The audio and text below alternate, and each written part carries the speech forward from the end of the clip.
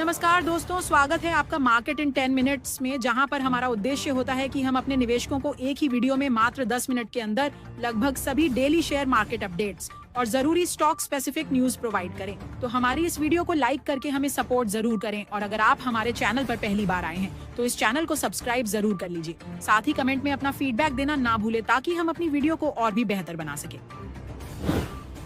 बाजार की तेजी लगातार बनी हुई है और इंडेक्स धीरे धीरे नए ऊपरी स्तर छू रहे हैं। हफ्ते के आखिरी कारोबारी दिन निफ्टी लगातार 8वें दिन बढ़त के साथ बंद हुआ और ये पिछले एक साल की सबसे लंबी रैली बन गई है। निफ्टी पहली बार सितंबर सीरीज में 25,100 के ऊपर गया और दिन भर 25,139 तक का हाई लगाया। वहीं सेंसेक्स 356 अंक चढ़कर 81,905 पर और निफ्टी 109 अंक चढ़कर 25,114 पर बंद हुआ। आज बैंक और आईटी इंडेक्स ने भी बढ़त दिखाई, लेकिन निफ्टी से थोड़ी कम। स्मॉल कैप और मिड कैप शेयरों में जबरदस्त खरीदारी रही, जबकि एफएमसीजी शेयरों में मुनाफा वसूली का दबाव दिखा। बाजार की तेजी को आईसीआईसीआई बैंक और रिलायंस जैसे हेवीवेट्स ने मजबूती दी। कैपिटल गुड्स, पीएसयू और ऑटो सेक्टर सबसे ज्यादा चढ़े।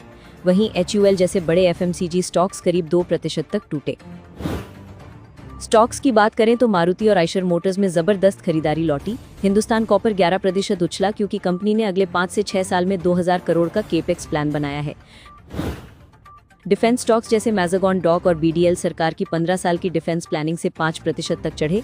वहीं जेबीएम ऑटो में आईएफसी से $100 मिलियन की फंडिंग की खबर पर 15% की छलांग लगी। संवर्धना मदसन इस हफ्ते 11% चढ़ चुका है। हिंदुस्तान जिंक 4% ऊपर गया और जीएमडीसी में भी 10% की तेजी आई।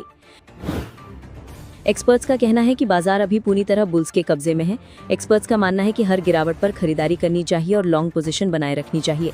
अगर निफ्टी 25,200 पार करता है तो 25,500 से 25,600 तक जा सकता है। मोतीलाल ओसवाल की शिवानी के मुताबिक निफ्टी के लिए सपोर्ट 24,900 पर है और अगले टारगेट 25,250 से 25,500 तक दिख रहे हैं। कोटा के एमसी के हर्षा उपाध्याय का कहना है कि अभी बाजार के लिए सबसे अहम फैक्टर अमेरिका के टैरिफ और कंपनियों की कमाई के नतीजे हैं। अगर इन दोनों पर पॉजिटिव संकेत मिलते हैं तो बाजार और भी बड़ी तेजी पकड़ सकता है। एनम होल्डिंग्स के मनीष चौखानी ने कहा है कि घरेलू अर्थव्यवस्था में खपत बढ़ाने के लिए सरकार ने कई कदम उठाए हैं और इससे लंबी अवधि में बड़े मौके मिल सकते हैं। पूरे हफ्ते बाजार ने 3 महीने का सबसे मजबूत प्रदर्शन किया। सेंसेक्स, निफ्टी और निफ्टी बैंक सभी 1% से ज्यादा बढ़े। मिड कैप इंडेक्स 2% चढ़ा और सभी सेक्टर्स हरे निशान में बंद हुए। निफ्टी 50 के 39 शेयर चढ़े, जिनमें टॉप गेनर्स रहे BEL, Bajaj finance, Shriram finance, Infosys और अडानी एंटरप्राइजेस। वहीं लूजर्स में ट्रेंट, टाइटन और इंडसइंड बैंक रहे। मिड कैप गेनर्स में हिंदुस्तान कॉपर, संवर्धना मदसन और टीटागढ़ रेल शामिल रहे, जबकि एवेन्यू सुपरमार्ट्स और एंजल वन जैसे स्टॉक्स दबाव में रहे। तेजी के पीछे कई बड़े कारण रहे। यूएस में रेट कट की उम्मीदें, एशियाई बाजारों से पॉजिटिव संकेत, जीएसटी कटौती का असर, कच्चे तेल की कीमतों में गिरावट और विक्स यानी वॉलेटिलिटी इंडेक्स का कम होना। कमजोर यूएस जॉब डेटा ने फेड की तरफ से 25 बेसिस पॉइंट रेट कट की उम्मीद मजबूत की, जिससे ग्लोबल लिक्विडिटी बढ़ी और उभरते बाजारों में पैसा आया। एशियाई बाजार जैसे कोस्पी, निक्कई, शंघाई कॉम्पोजिट और हैंगसेंग सभी हरे निशान में रहे। यूएस मार्केट भी रिकॉर्ड हाई पर बंद हुआ। जीएसटी काउंसिल ने करीब 400 कैटेगरी पर टैक्स घटाया, जिसका सीधा फायदा ऑटो और कंज्यूमर गुड्स स्टॉक्स को मिला। कच्चे तेल की कीमतें $65 के आसपास आ गईं, जिससे महंगाई का दबाव घटा और कंपनियों के मार्जिन को सहारा मिला। इंडिया विक्स 1.35% गिरकर 10.22 पर आ गया, यानी निवेशकों का डर कम हुआ और बाजार में भरोसा और बढ़ा। कुल मिलाकर बाजार का माहौल फिलहाल पॉजिटिव है। हर गिरावट पर खरीदारी की सलाह दी जा रही है और सेक्टरवार सबसे ज्यादा फोकस आईटी, पीएसयू, बैंकिंग और मिड कैप शेयरों पर बना हुआ है। बाजार अभी रिकॉर्ड हाई पर चल रहा है, लेकिन एक दिलचस्प बात यह है कि एफआईआई यानी विदेशी निवेशकों की हिस्सेदारी 2012 के बाद सबसे कम है। ऐसे में सवाल यह है कि मार्केट को ताकत कौन दे रहा है? जवाब साफ है, डीआईआई और घरेलू निवेशक। मनीष चौखानी का कहना है कि अब भारतीय निवेशक खुद मार्केट की ओनरशिप ले रहे हैं और लंबे समय में टिके रहने वालों को औसतन 15% सालाना रिटर्न मिल सकता है। उन्होंने ये भी समझाया कि मार्केट में बीच बीच में उतार चढ़ाव आते रहेंगे, लेकिन घबराकर निकलने से नुकसान होगा। भारत की सबसे बड़ी ताकत यहाँ की युवा आबादी, औसतन उम्र सिर्फ 27 से 28 साल है। एंटरप्रेन्योरशिप, टेक्नोलॉजी और लगातार सुधारों से आने वाले सालों में जबरदस्त अवसर बनेंगे। ग्लोबल तुलना करें तो यूरोप और जापान की ग्रोथ लगभग थम चुकी है। अगर लंबी अवधि का नजरिया रखा जाए तो 10 साल में पैसा 4 गुना और 20 साल में 16 गुना तक हो सकता है। यानी धैर्य और सही उम्मीदों के साथ भारत निवेश के लिए सबसे बेहतरीन जगह है। सेबी के बोर्ड मीटिंग से भी निवेशकों के लिए कई अहम फैसले आए हैं। अब रियल एस्टेट इन्वेस्टमेंट ट्रस्ट और इंफ्रास्ट्रक्चर इन्वेस्टमेंट ट्रस्ट को इक्विटी क्लासिफिकेशन देने का प्रस्ताव है, जिससे इन्हें म्यूचुअल फंड्स के जरिए रिटेल निवेशक आसानी से खरीद पाएंगे। इसका फायदा होगा स्टेबल इनकम के साथ साथ कैपिटल ग्रोथ का। क्रेडिट रेटिंग एजेंसियों को अब ज्यादा दायरे में काम करने की इजाजत मिलेगी और रिलेटेड पार्टी ट्रांजैक्शंस यानी कंपनियों के अंदरूनी सौदों के नियम भी आसान होंगे, ताकि कंप्लायंस स्मूथ हो और छोटे निवेशकों का हित सुरक्षित रहे। एक बड़ा बदलाव एंकर कोटा में भी हुआ है। अब म्यूचुअल फंड्स के साथ इंश्योरेंस और पेंशन फंड्स को भी आरक्षित हिस्सा मिलेगा, जिससे आईपीओ मार्केट में ज्यादा स्थिरता आएगी और बड़े निवेशकों का भरोसा भी मजबूत होगा। अब यूएस इन्फ्लेशन की बात करें तो जुलाई में सीपीआई 2.7% था, जो अगस्त में बढ़कर 2.9% हो गया। साथ ही अनएम्प्लॉयमेंट 4.3% तक चढ़ गया है, यानी वहां ग्रोथ स्लो हो रही है और इन्फ्लेशन भी ऊपर जा रहा है। इसे ही स्टैगफ्लेशन कहते हैं। फेडरल रिजर्व मुश्किल में है, क्योंकि एक तरफ इन्फ्लेशन कंट्रोल करने के लिए रेट बढ़ाना चाहिए, लेकिन दूसरी तरफ बढ़ती बेरोजगारी को संभालने के लिए रेट कट भी जरूरी है। उम्मीद है कि फिलहाल 25 बेसिस पॉइंट्स का कट किया जाएगा। हमारे यहाँ भी अगस्त महीने का इन्फ्लेशन डेटा आया है और वो 2.07% पर रहा, जबकि अनुमान था 2.1% का, यानी आंकड़ा उम्मीद से थोड़ा बेहतर निकला और ये मार्केट के लिए एक पॉजिटिव सिग्नल है। आरबीआई ने पहले ही कहा था कि दूसरी तिमाही का इन्फ्लेशन करीब 2.1% रह सकता है। अब जुलाई और अगस्त के आंकड़ों को देखकर लगता है कि सितंबर का डेटा भी इसी रेंज में रहेगा। मतलब आरबीआई के पास रेट कट करने का रास्ता साफ है। आरबीआई की अगली एमपीसी मीटिंग 29 सितंबर से 1 अक्टूबर तक है और उम्मीद है कि वहां 25 बेसिस पॉइंट का रेट कट देखने को मिल सकता है। अगर ऐसा होता है तो कंजम्पशन और इकोनॉमी दोनों को बूस्ट मिलेगा।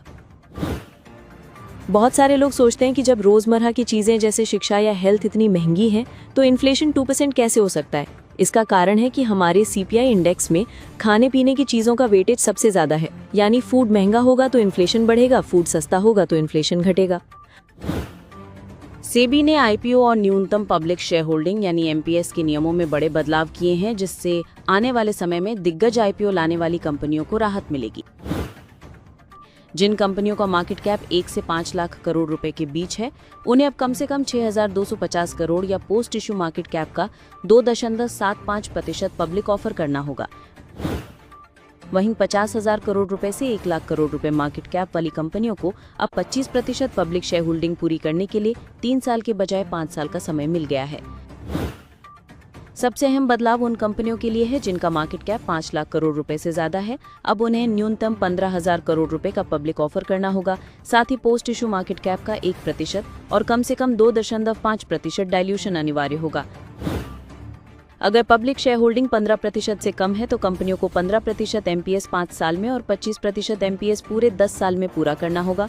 अगर शेयर होल्डिंग पहले से 15% या ज्यादा है तो 25% एमपीएस 5 साल में पूरा करना होगा।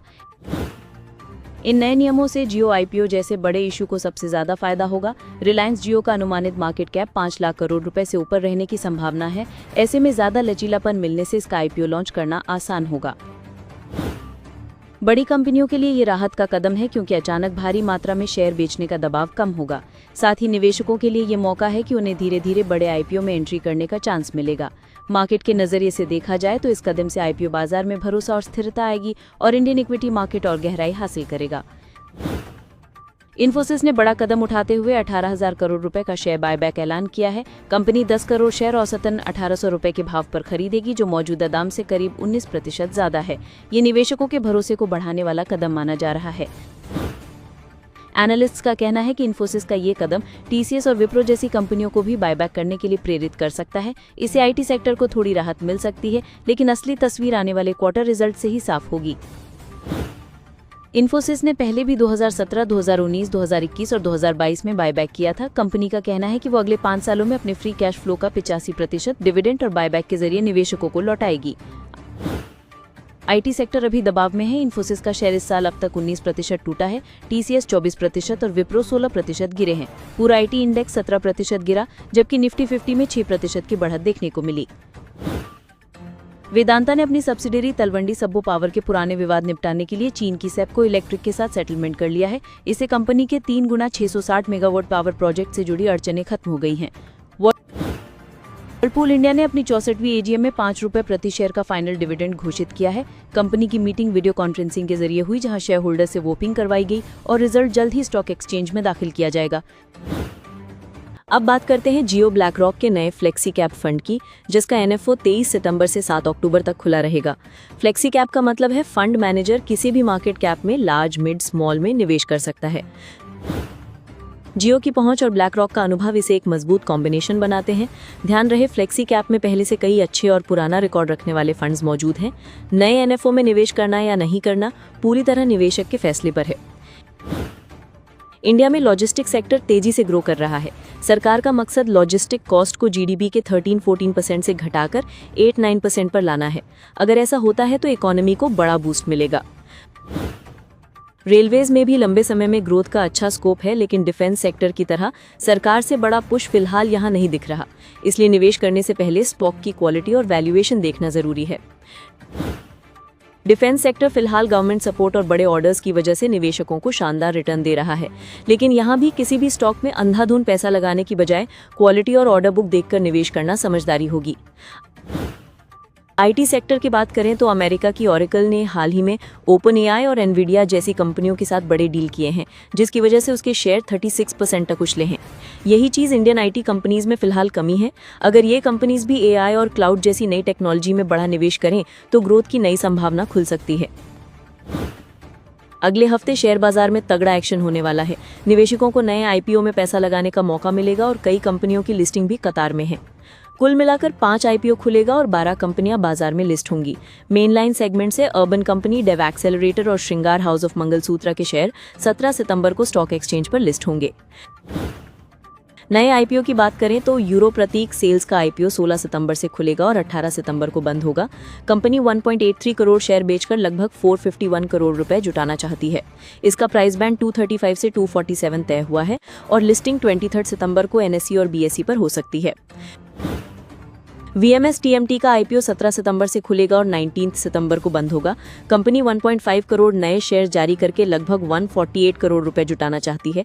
इसका प्राइस बैंड 94 to 99 है और एक लॉट में 150 शेयर्स होंगे। एसएमई सेगमेंट में भी 3 नए आईपीओ आएंगे, संपत एल्यूमिनियम, टेकडी साइबर सिक्योरिटी और जेडी केबल्स। इसके अलावा 9 नई कंपनियां एसएमई प्लेटफॉर्म पर लिस्ट होंगी, जिनमें एलटी एलिवेटर, एयरफ्लोआ रेल टेक्नोलॉजी और गैलेक्सी मेडिकेयर शामिल हैं। अब डिविडेंड की बात करें तो 15 से 19 सितंबर के बीच 220 कंपनियां एक्स डिविडेंड होंगी, यानी डिविडेंड पाने के लिए इनकी एक्स डेट से पहले शेयर खरीद कर रखना जरूरी है।